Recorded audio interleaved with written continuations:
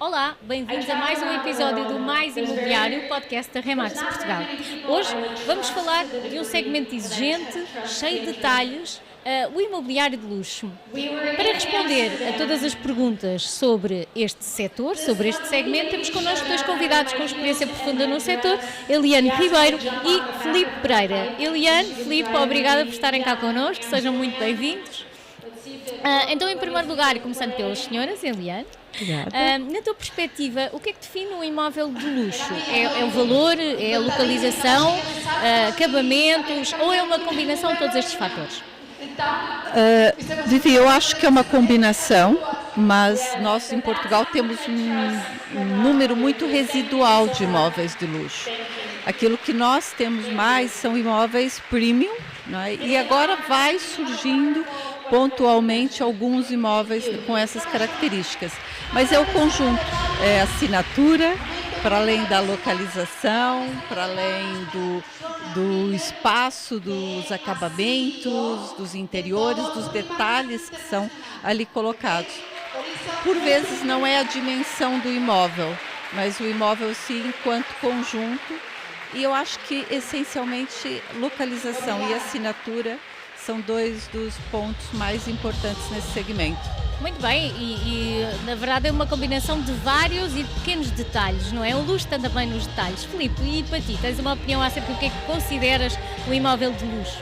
Olha, é muito parecido com aquilo que a Eliane estava a dizer. Eu acho que posso acrescentar a questão da exclusividade, ou seja, algum detalhe que realmente não seja acessível ao comum dos mortais, como nós costumamos dizer. O que é luxo é muito subjetivo, pode ser para mim, pode não ser para ti. Mas logicamente que é algo que não é atingível com facilidade, um pouco como a Eliane estava a dizer, aqui em Portugal ainda não existem muitos imóveis de luxo, estamos a caminhar, há muita influência externa que vem trazer também esse conhecimento e essa profundidade no mercado, e acredito que cada vez mais vamos ter produto, mas ainda estamos longe do que se pratica lá fora, sendo certo que o luxo é muito subjetivo, mas é um conjunto de vários fatores, acima de tudo vários detalhes.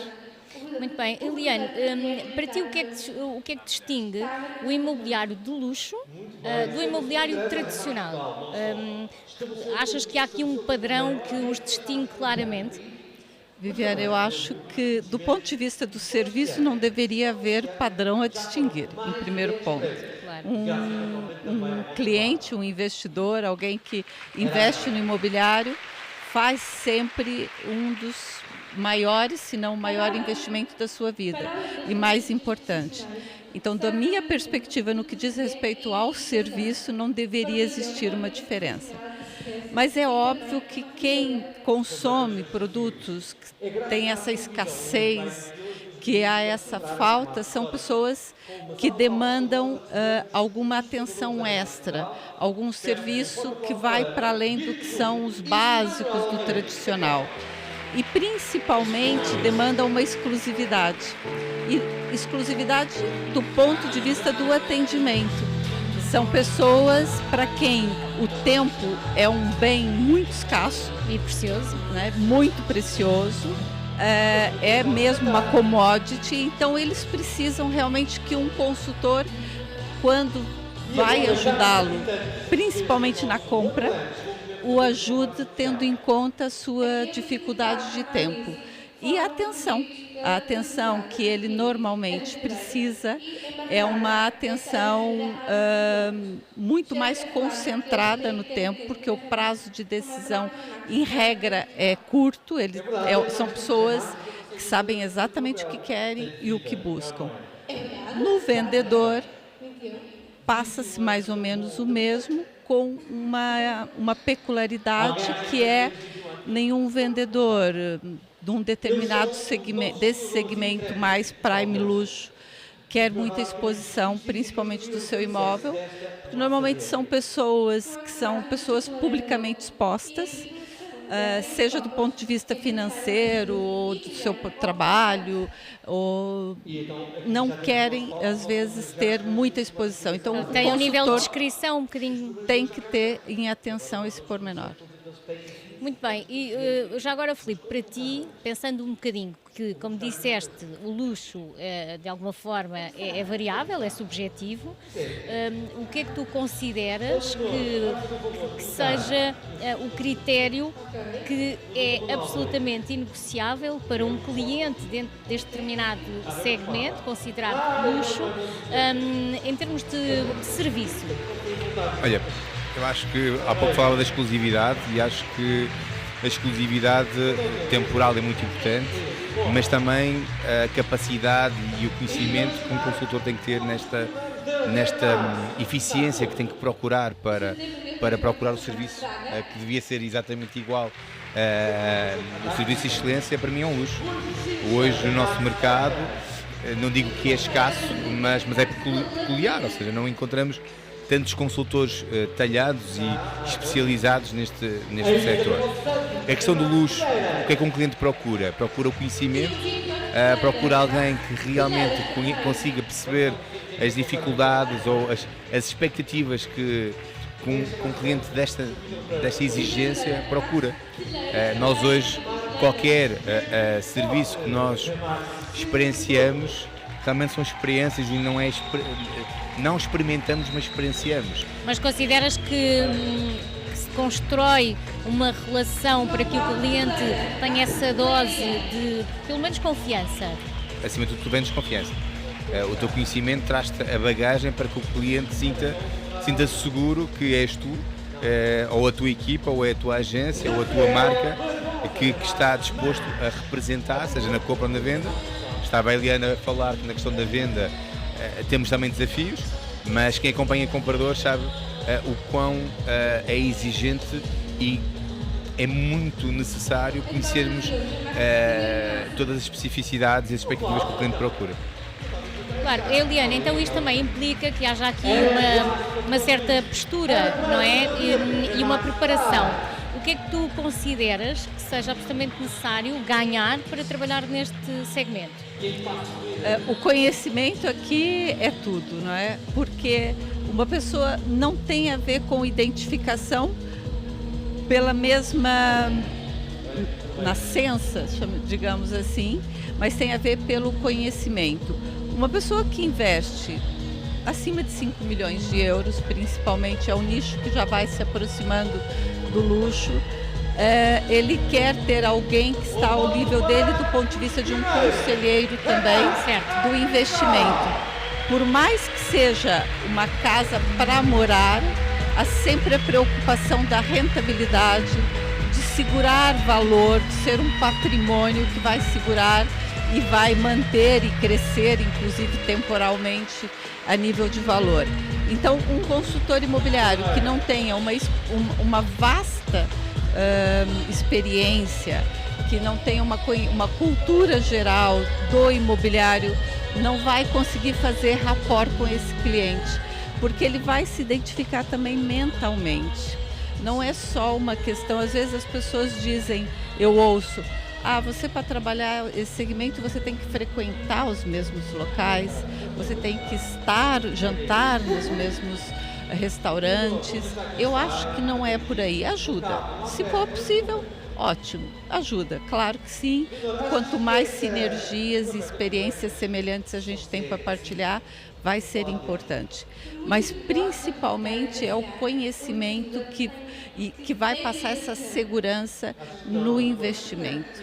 Ou seja, tu achas que um cliente neste segmento de mercado não procura apenas um consultor imobiliário, consultor no aspecto que lhe presta um serviço de consultoria, mas também uma abordagem quase 360, se calhar consultoria financeira e outro tipo de serviço um bocadinho para além do que alguém pede para comprar um imóvel de habitação própria permanente. Sim, e atenção, eu não sei se o Filipe concorda, eu acho que a gente tem experiências semelhantes.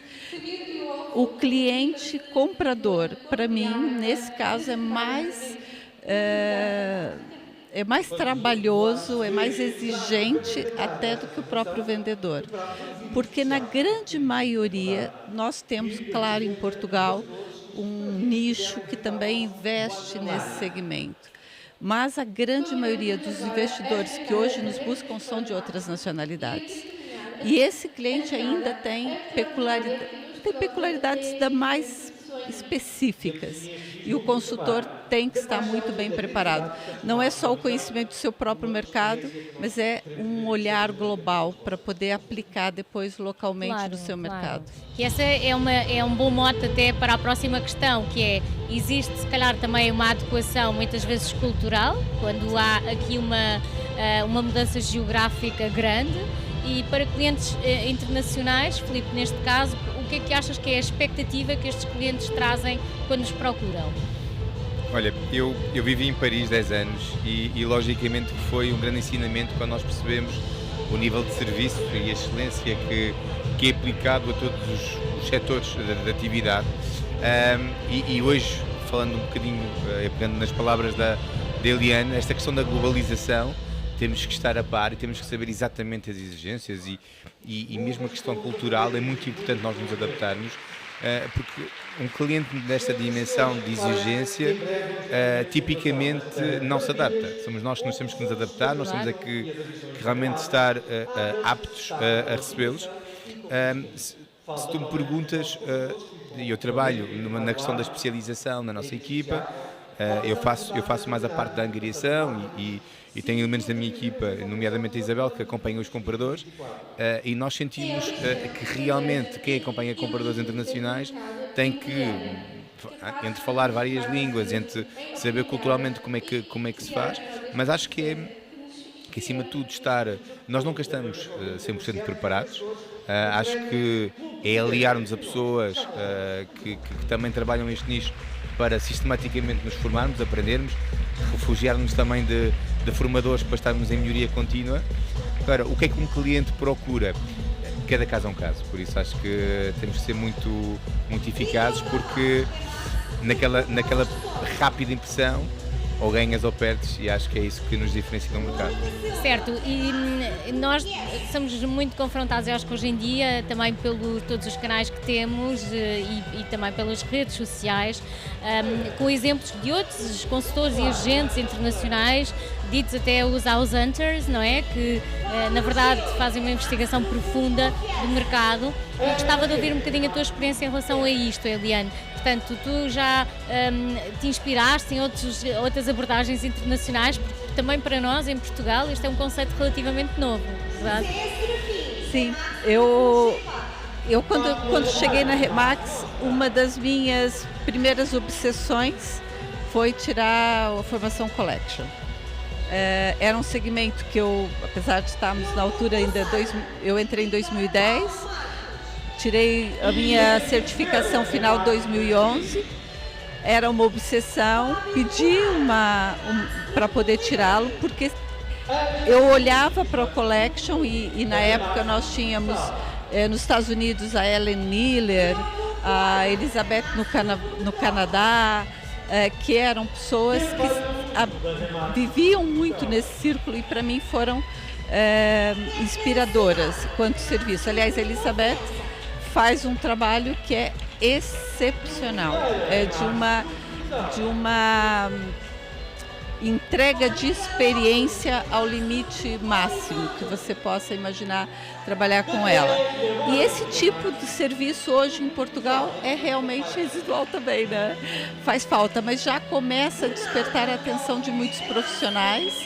A gente vê algumas marcas que estão a chegar querendo se focar nesse nicho de mercado, mas depois os profissionais estão tão aquém que eu sinto-me realmente privilegiada por ter tido essas inspirações lá atrás e continuar a ter, porque nós temos dentro do nosso universo pessoas maravilhosas. Sem dúvida. Na Europa, nos Estados Unidos, no Canadá. No Brasil? No Brasil agora é uma vaga, eles têm de facto um mercado muito superior ao nosso nesse segmento, muito mais exigente e muito diversificado no perfil, não é só uma questão do dinheiro. Sim, claro. Culturalmente, conforme as regiões, como nos Estados Unidos, as pessoas são muito diferentes.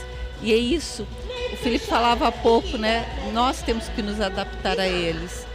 é verdade, nós temos que nos adaptar a eles e ajudá-los a entender também o nosso estilo de vida para que eles possam se encantar. Porque também estar nesse segmento é criar um certo encantamento e fazer criar com que um storytelling, experiência... na verdade. É um lifestyle que se vende e não um imóvel. Não, Claro que sim. Filipe, quando falamos de comunicar imóveis de luxo, e isto também porque, como disseste, estás mais direcionado também para a angariação, o que é que muda na prática? Que tipo de imagem, que tipo de linguagem é que tens que usar neste segmento para ir de encontro à expectativa de um cliente com este grau de exigência? Eu acho que a atenção aos detalhes é o mais importante.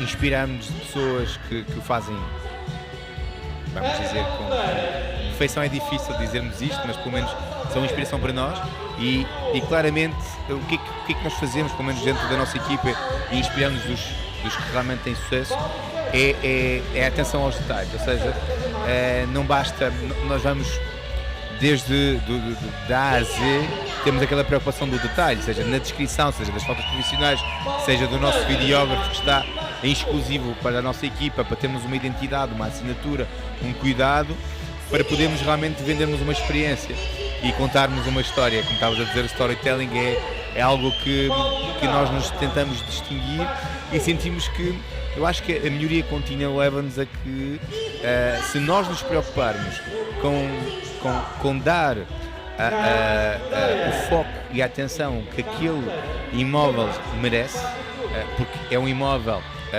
que conta uma história, mas também o peso, seja do valor, ou seja do estatuto, seja aquilo que nós vamos vender ou experienciar ao cliente, está multiplicado por muito, porque o valor não é o mesmo, a responsabilidade não é a mesma, o impacto não é o mesmo.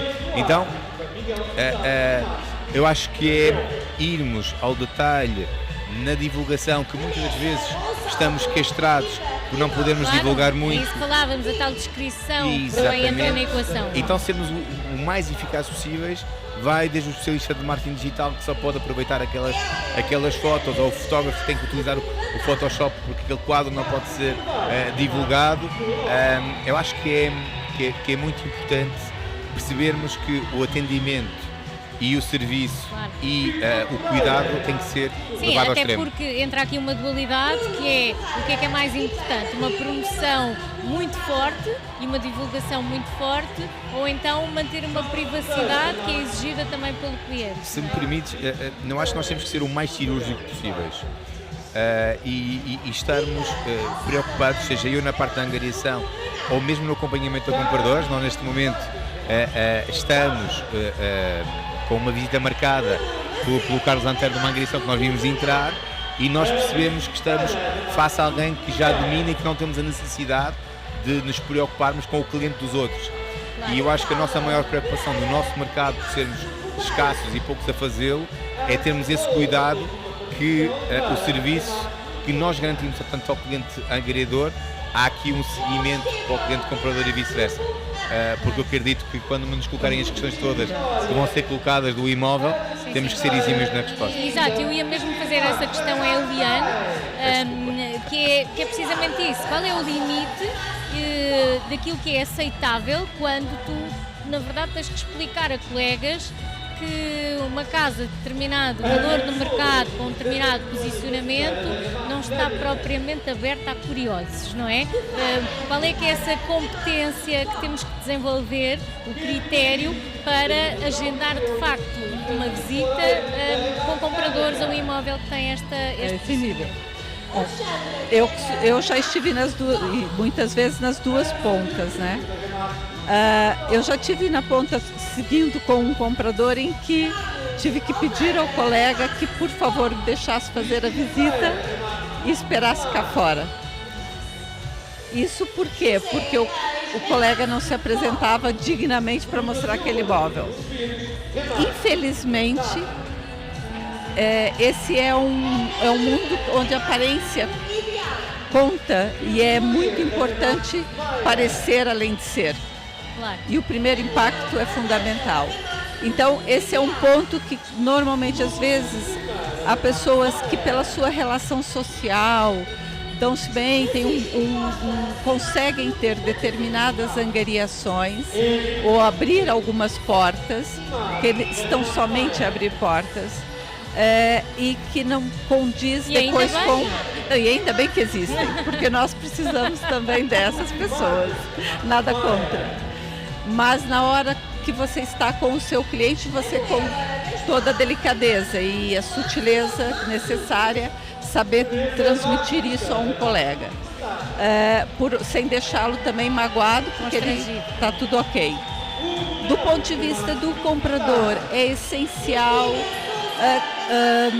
você conseguir encontrar o mote, encontrar o key point para ele. Ele não é de todo um cliente para receber links, como na maioria dos casos, não é?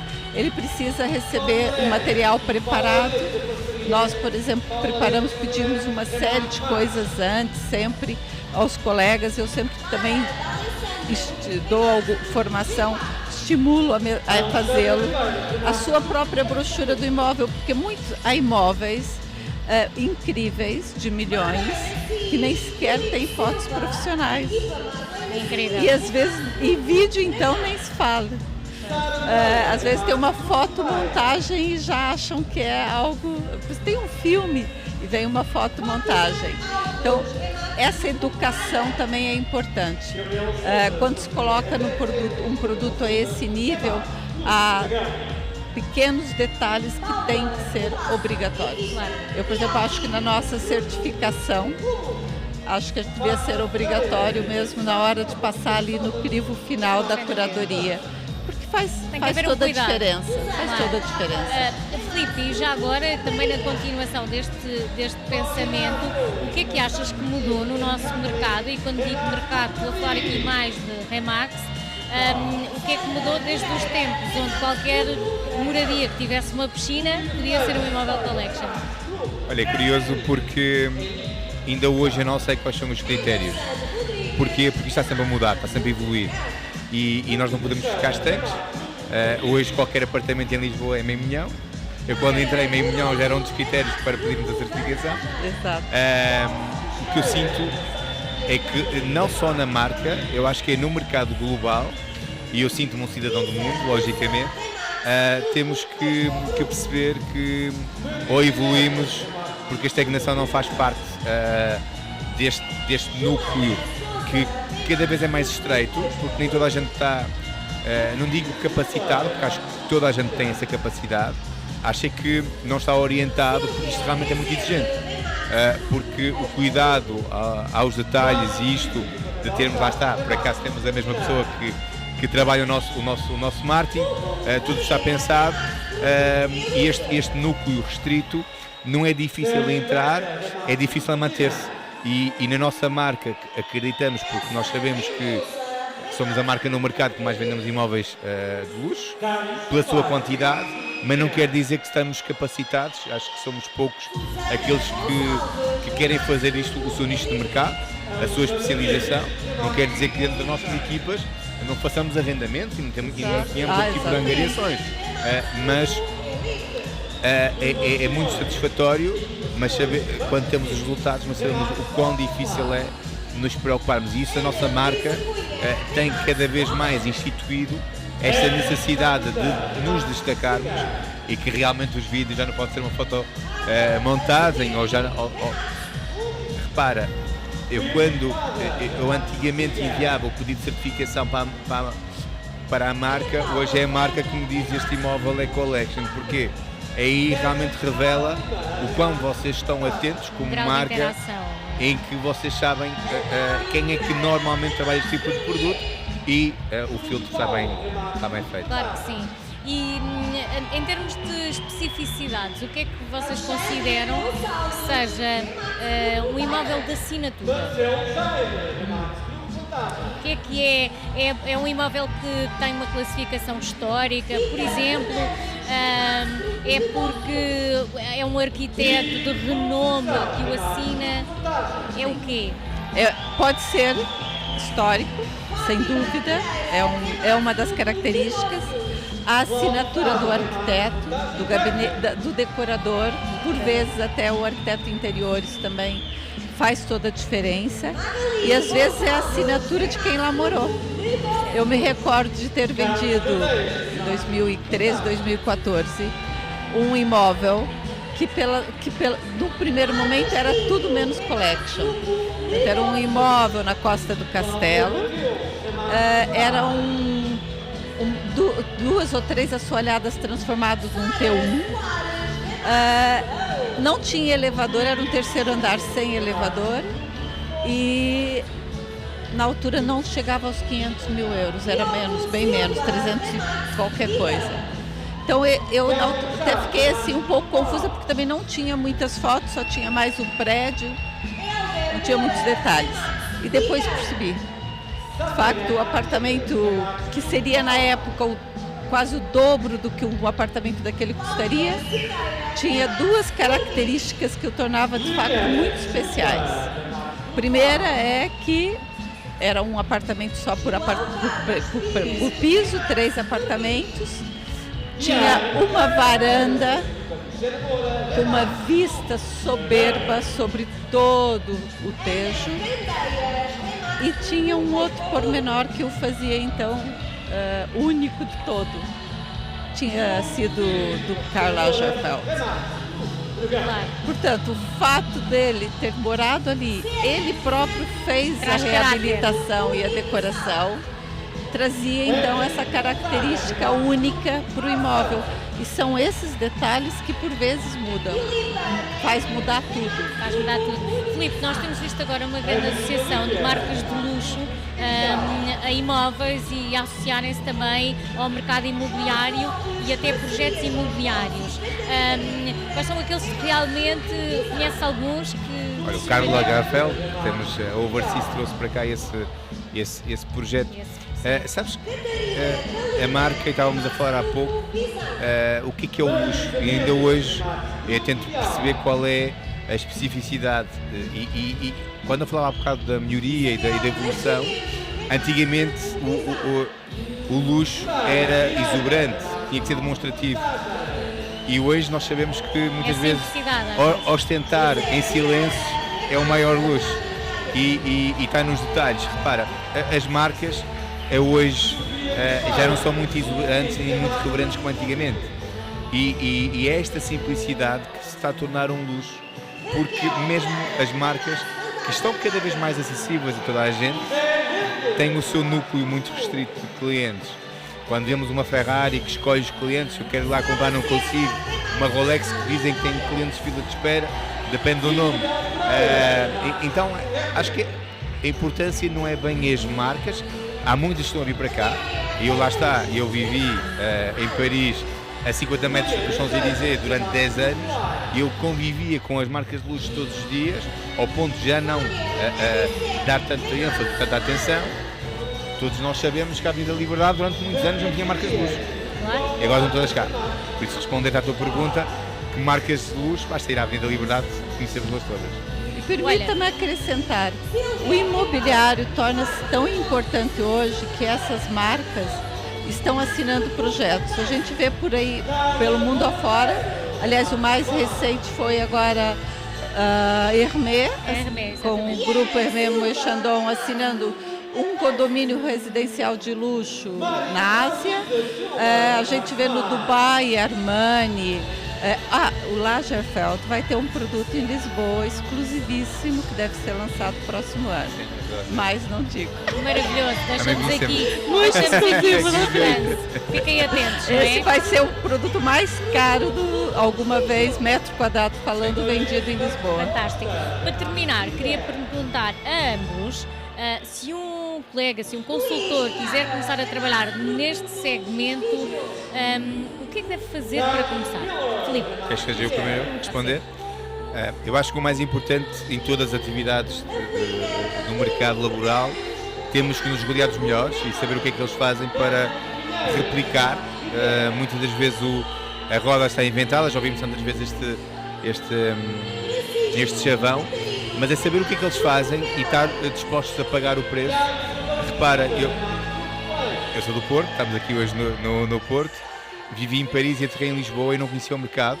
A Eliane nasceu fora da Europa, culturalmente completamente diferente, e estamos a falar de pessoas que estão a entrar neste mercado, não entrar, mas vamos dizer, de pedra e cal, porque são pessoas que decidiram elevar os padrões.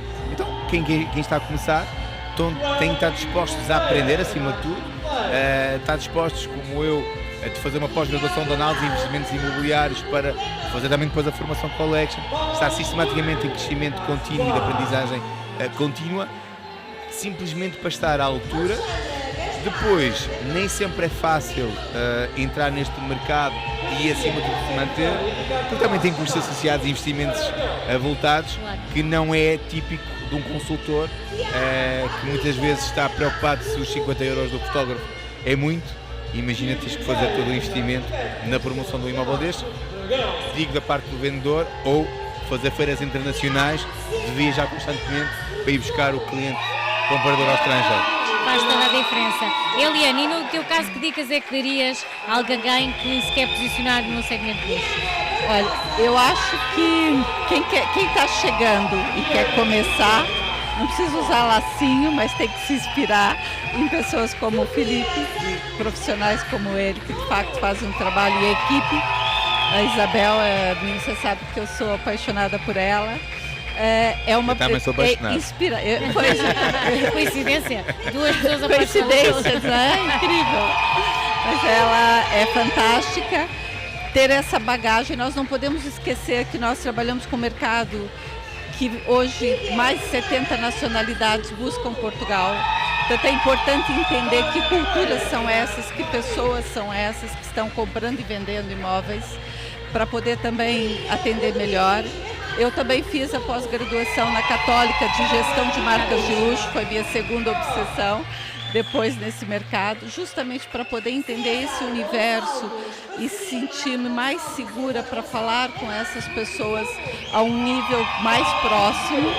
Então, é buscar formação, essencialmente, e entender que esse é um mercado de experiência. Mais do que tudo, a gente tem que entregar uma experiência. Se essa experiência não for condizente com aquilo que estamos a vender, nada mais acontece. Nada vai funcionar. Fantástico. Eliane, Filipe, obrigada pela vossa partilha. Ficou claro que no imobiliário de luxo tudo comunica, todo o detalhe conta, e foram preciosas as vossas dicas também para ajudar outros colegas. Se estás a pensar em entrar então neste segmento ou reforçar o teu posicionamento, esperamos que este episódio te ajude. Segue o Mais Imobiliário no Spotify, YouTube, e até breve.